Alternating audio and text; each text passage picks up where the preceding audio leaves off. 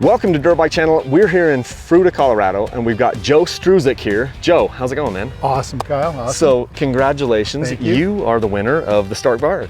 Yeah, So I've never seen one in person before, so this is pretty cool. it's funny because this bike, I have more people come up and talk to me about this bike. In one of the other towns I was at, I had two people come up to me and talk to me, and just right here, we got two gentlemen over here that ride dirt bikes. This bike brings a lot of conversation. Yeah. So what do you think of this, man? It's awesome. It's incredible. I look at the workmanship on this thing is amazing. Yeah. Like if you look at the welds, the machining, everything, it's top quality, everything. Yeah, it's been really interesting because if you're a motocross rider, that's what I was just telling, you and these kids we were just talking to. If you're a motocross rider, these things are pretty stinking amazing. Mm-hmm. For what I do on the trail riding stuff, it's not designed for that. But man, these bikes, there's in the series that my son races on, there was a kid that was riding one of these things, and even though he was riding it at the horsepower level of the other bikes, he was just fat. No one could catch the kid, So Probably it'll be interesting. Anyway, yeah. but... Oh, he was, and it'll be interesting to see what they can do with these over time. Yeah. I don't know that electric bikes are going to take over in the off-road market like what you and I do, but it's a pretty stinking awesome bike. So. Yeah.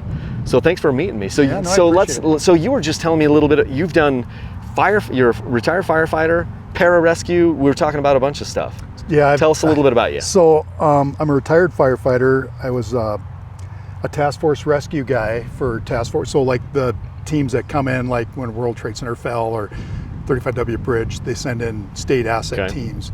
I was a member of Minnesota Task Force 1.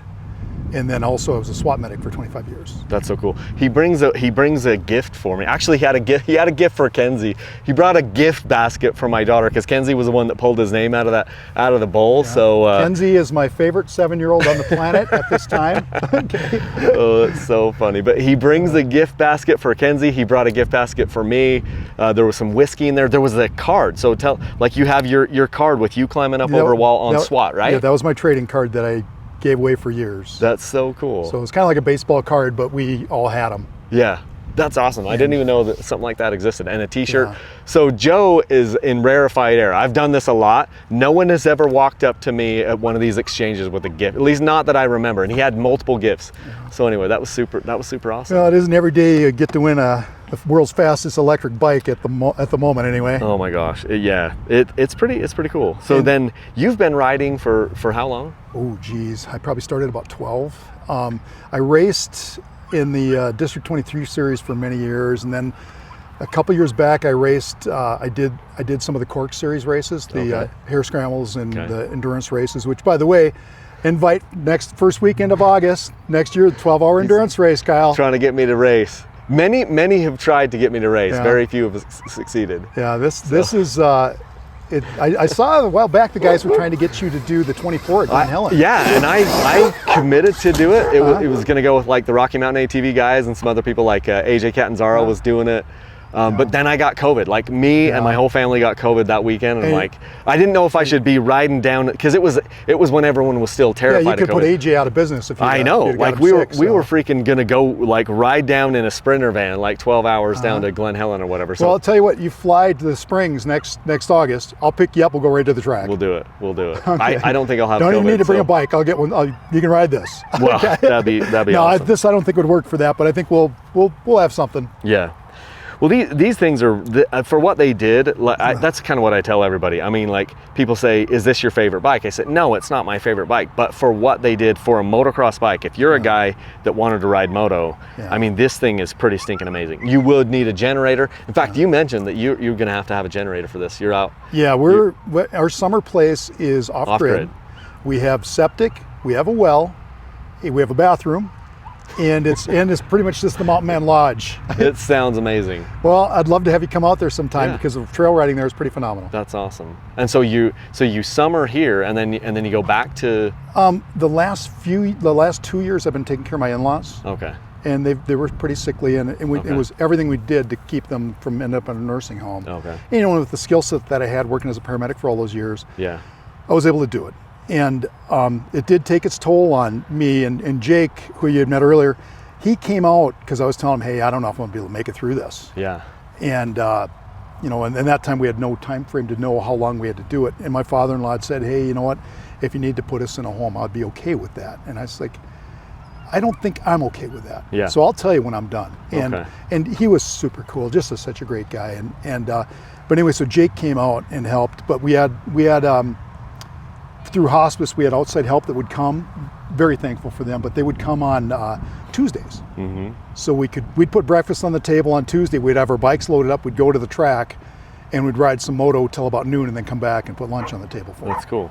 And that was, you know, it got me to put all that behind me and just focus on what was in front of me for those 4 hours a day. Yeah. And that pretty much, that made a big difference for me anyway, and I'm sure it did for Jake as well. Yeah. It's amazing. It is we call it throttle therapy, but just being able to get out for a little bit. And that's one of the things about dirt bikes is if you're actually riding them, you can't really think about much else. Once you get on the bike, if you do, you'll be thinking about your hospital bills. Exactly. Exactly. So it takes, you gotta focus, and there's something about that, especially to like-minded people. It's very therapeutic. You know, I mean, I it certainly worked for me, and I obviously can tell it's working for you to just, because you have to focus on what's in front of you and nothing else matters except for that moment. Yeah. And you could owe people money, your wife could be mad at you, your car could be in the shop wrecked, or in my case, my fifth wheel camper's been in the shop for 6 months, so that's why I'm living in the Mountain Man Lodge until we leave. But anyway, back to us, we winter pretty much in Florida. My wife still works, but she can work remotely, so that works out okay. And sometimes in Arizona, because we do have a house in Arizona as well. Okay. But I would rather live like this than have a big mansion, you know? Yeah. And not that I could afford that, but I'd rather go different places. And like I said, my favorite place on the planet right now is just up at Mountain Man Lodge. That's awesome. Well, I love it. And you got 5 kids, right? Yep. So, and you've been riding since you were 12. So you've been riding for 20 years then, So my first bike was a lot more than that. But my first bike was, I bought it in a box. Okay. It was a Honda SL 125. Okay. 4-stroker. And what year was it? Probably like 76 maybe. 76. Okay. But it was in 10,000 pieces. Yeah. Or however many pieces Honda makes them out of. But I didn't have a manual, I didn't have anything. I just started building a metal puzzle. And next thing you know, I had a working dirt bike. That's awesome. And then at one point I got an opportunity to buy, it was the last air-cooled Yamaha YZ125. Okay. And I bought that and started racing. And it was interesting because back at that time, you could be 14 years old, show up at Millville with your $15 and your $5 gate fee and your $15 and your AMA card, and you could race. No parent signature, nobody, you know. That's awesome. And you know, I'd bum rides for my buddies that were older and had trucks, and we'd go and my first race, so I'm on this used bike that I'd bought with my after school job money, and I'm cruising up the track's different now, like where the catapult is. Mm-hmm. There was a flyaway jump there, and then there was a huge hill behind it, which is still there, but it's different. Yeah. Fried my clutch the first in practice, and I didn't get to race the first day. Oh, that's the worst. I came back in 2 weeks with a clutch and got to race there. That's awesome. When you say the catapult, are you talking where Chad Reed went off that skied off that jump? And I've got photos of myself doing that jump. At the time, it was like 105 feet to clear the whole thing. Uh-huh. And I got photos of myself doing it. Were you clearing it, the whole thing? On an 88 KX250. Oh my gosh, that's awesome. And an open face helmet. That's awesome. Yeah, I would be shamed for wearing that today in that outfit, but hey, you know what? You got to do what you got to do. Oh my gosh. Chicks dug it at the time. Yeah, well, they might still dig it now. You know, you could bring it back. You could be a trendsetter. Yeah. The trials guys wear the open face helmets. They do, and I've always wanted to try trials, and I saw that you had one in your garage. Yeah, I've got a couple. I don't do trials, but like that's how I actually tore my ACL back in 2018. Then forget that. I'm not doing that. We were messing around, and I just popped the knee on a trials bike. So anyway. Now, I've always wanted to try one, and like I said, the trails that we rode, because I tried to pick stuff that wouldn't, destroy my nephew and his good friend that came out. Yeah. And so I picked stuff that was scary but relatively safe. You weren't going to tumble off like a 60-foot cliff. Yeah, that's awesome. And there was a fair number of crashes. My bikes look like hell now, but it was worth every minute. In fact, probably why I had so many entries in for this I was on all the parts you were buying? I bought matching jerseys for everybody. I don't know if you saw that in the photo, but I bought, the night before they arrived, I threw a piston in my 350. Oh, that's awesome. And I was like, well, it's untested, but we're taking it to the We're trails. going. And it worked That's like a awesome. champ.